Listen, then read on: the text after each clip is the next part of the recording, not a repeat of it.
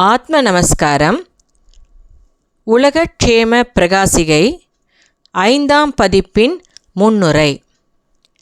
வன்கடல் மாயையிற் பட்டு உழன்று வடக்கு தெற்கு தெரியாமல் தவித்து வளைந்து மாயும் மானிடர் தமக்கு வடக்கு தெற்கு திசைகள் காட்டி வாசியாம் ஜீவனின் மேல்கதி புகட்டி வாசி காத்து இன்புற வாழ வழிசை புராண புண்ணிய மாலுமி வடகரை சித்த சமாஜ நிறுவகர் வான்புகழ் சுவாமி சிவானந்த பரமஹம்சர் வானுரை தந்தை ஜெகஜோதி வாழும் மலரடி பணிந்து வாழ்வோமே.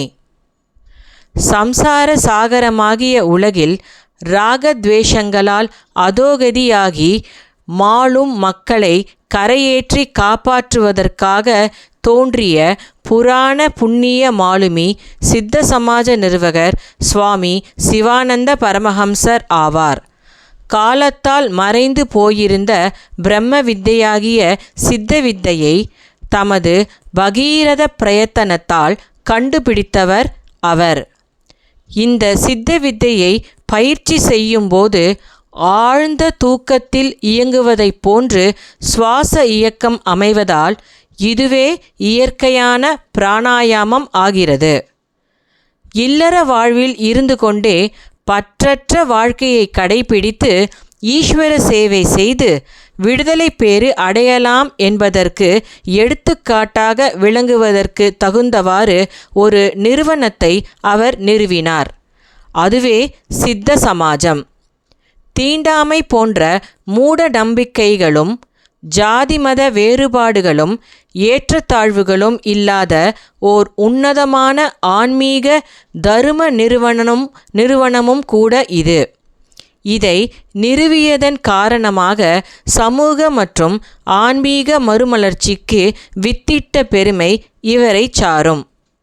அதி தீவிர சாதனை மூலம் தாம் கண்டறிந்த உண்மைகளை மக்கள் தெரிந்து கொள்வதற்கும் தாம் அனுபவித்த பேரானந்தத்தை அவர்களும் அனுபவிப்பதற்கும் சாத்தியமாகும் பொருட்டு சித்தவேதம் என்னும் மோட்ச சூத்திரத்தை அவர் இயற்றினார்.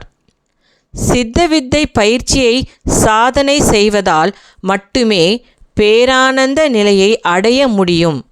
இதை விடுத்து பலவிதமான மந்திரங்களை உச்சரிப்பது, மும்மூர்த்திகள் என்று சங்கற்பித்து தியானிப்பது, பலவித விரதங்களை அனுஷ்டிப்பது, யாகம் ஹோமம் முதலியவற்றை செய்வது, பல இடங்களுக்கும் சென்று நதிகளிலும் கடலிலும் குளிப்பது போன்ற செயல்களால் பேரானந்த நிலையை ஒருபோதும் அடைய முடியாது என்று கூறுகிறது சித்தவேதம்.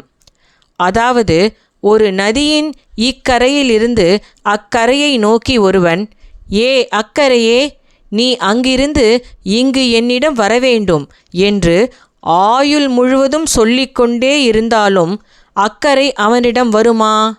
அது ஒருபோதும் வராது அல்லவா? எனவே சித்தவித்தை மாயா சமுத்திரத்தை கடப்பதற்குரிய படகாக உதவுகிறது. நம்மை ஆளுமை செய்து காப்பாற்றி கொண்டிருக்கிற ஜீவனே ஈஸ்வரன். ஜீவனை சேவிப்பது, அதாவது உட்கொள்வதுதான் உண்மையான ஈஸ்வர சேவை, அதாவது இறை வழிபாடு ஆகும். அடங்கிய மனமே குரு. தீய எண்ணங்களாலும் தீய செயல்களாலும் அழிந்து கொண்டே இருக்கும் தன்னுடைய ஜீவனை காப்பதுவே ஜீவகாருண்யம். விக்கிரகம் என்பது விசேஷ வீடாகிய சிரசு. அச்சிரசில் வீற்றிருக்கக்கூடிய ஈஸ்வரனை சேவிப்பதுவே விக்கிரக ஆராதனை. மேற்கூறிய ஆன்மீக தத்துவங்களை ஈஸ்வர தத்துவம், குரு தத்துவம், ஜீவகாருண்யம், விக்கிரக ஆராதனை முதலிய தலைப்புகளை கொண்டு தென்னிந்தியா, மலேசியா, சிங்கப்பூர் ஆகிய நாடுகளில் பற்பல இடங்களிலும் அவர் சொற்பொழிவாற்றினார். அது மட்டுமல்ல, இராமாயணம், மகாபாரதம், மகாபாகவதம் ஆகிய நூல்கள் புகட்டுகின்ற உண்மை தத்துவங்களையும் மக்களுக்கு எடுத்து விளக்கியவர் அன்னார்.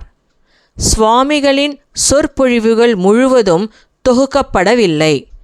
எனினும் கிடைக்கப்பெற்ற சொற்பொழிவு குறிப்புகளை உலகக்ஷேம பிரகாசிகை என்னும் ஒரு சிறு நூலாக சித்த சமாஜம் மலையாள ஆண்டு 1137 மலையாள மொழியில் வெளியிட்டது. அதுவே தமிழ் மற்றும் சில மொழிகளில் வெளியானது.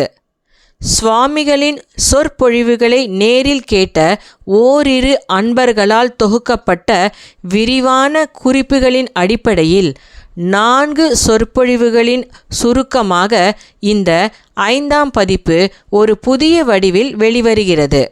மேலும் வாசக சகோதரர்கள் எளிதில் புரிந்து கொள்வதற்கேற்ற வகையில் சிறு சிறு தலைப்புகளும் ஆங்காங்கே கொடுக்கப்பட்டுள்ளன.